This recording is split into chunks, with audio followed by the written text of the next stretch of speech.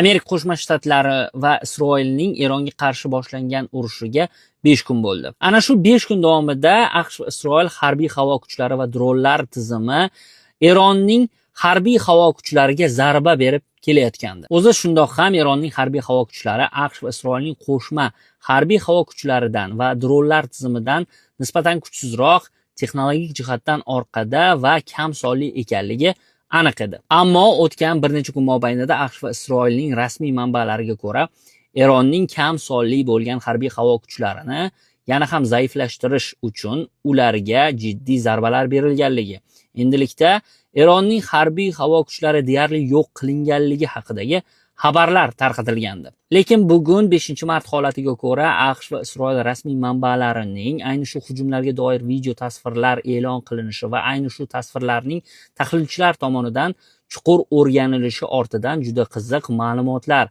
topildi. Tahlilchilarga ko'ra AQSh va Isroil yo'q qilinganligini iddao qilayotgan Eronga tegishli bo'lgan F-14 qiruvchi samolyotlari aslida aviabaza maydoniga bo'yoq yordamida chizilgan suratlar ekanligi aniqlangan. Xususan ushbu Tehrondagi aeroportda joylashgan F-14 qiruvchi samolyotlariga berilgan zarba nomi bilan targ'ibot uchun Amerika Qo'shma Shtatlari rasmiy doiralari tomonidan tarqatilgan video materiallarni ham ko'zdan kechirishingiz mumkin. E'tibor bersangiz, iddao qilingan qiruvchi samolyotlarga berilgan zarbalardan keyin ularga deyarli hech qanday zarar yetmagan. Mana bu video materialni esa Isroil tomoni targ'ibot uchun e'lon qilgan va unda iddao qilinishicha Eronga tegishli bo'lgan Mi-17 vertolyotiga hujum uyushtiriladi.